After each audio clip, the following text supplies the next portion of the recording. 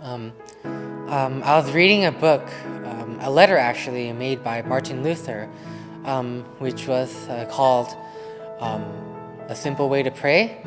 It is about Luther's acts, what he tells us to do when we pray, how to pray, that we may give better prayers to God. So first, he tells us that when we become cool and joyless in prayer, meaning when we are in prayer and we are not passionate about it, when it doesn't really have any feeling, but he says that he takes this little psalter, which is scriptures, and he takes it and goes to his own room or goes to the congregation in the church where they're having a meeting, and he goes and says quietly to himself the 10 Commandments and the Apostles' Creed, and if time permits, some words of Christ or Paul, or some Psalms. And he says, just as a child might do.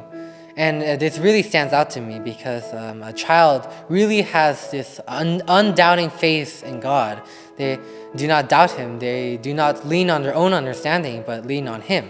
So as a child, they really believe that doing this, reciting that, doing things that God might be pleased by, that it really helps.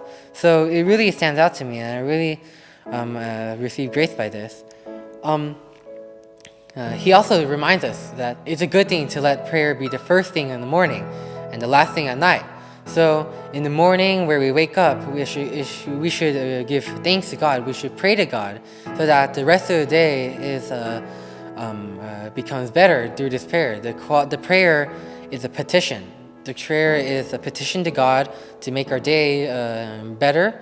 So, and then by faith, we can wish that this prayer becomes better, and the day becomes better. And so the first business of the morning and the last at night, this really improves the quality of our life, and also gives us more faith and grace, and really lets God know that we really want to spend time with him. He says to guard yourself carefully against those false deluding ideas which tell you, wait a little while, I'll pray in an hour. First I must attend to this or that. This means I'll make something else my priority, not prayer. But he says to make prayer your priority, to pray first, and then do whatever you need to do, because prayer is very important, and such thoughts get you away from prayer into other affairs, which so hold your attention and involve you that nothing comes of prayer for that day. So if you have these thoughts that I must do this first, then eventually prayer will not come at all. So he says it's better to pray first before anything else you must do. He mentions St. Jerome, who says that everything a believer does is prayer. And he also ascribes a proverb that St. Jerome said, he who works faithfully prays twice. So this means that a believer fears and honors God in his work, and remembers the commandment not to wrong anyone or try to steal, defraud, or cheat, in Luther's words. So a believer, they fear God and they wish to be obedient to him and honor him. So they wish to, for others to love them and not cheat them, but then really care for them. He says that on the other hand, the work of an unbeliever is outright cursing, and he who works faithlessly curses twice. His neglect of God and the violation of God is a curse against God, and not only a curse against God, but against man and even against himself. So he calls it a double curse. In the end, he calls them beggars and bunglers. But he says it is of continual prayer that is continual and diligent, that Christ says in Luke 11, he mentions Luke 11, pray without ceasing. He says that this is because one must guard against sin unceasingly and wrongdoing. And you cannot do this unless you fear God and keep his commandments in mind.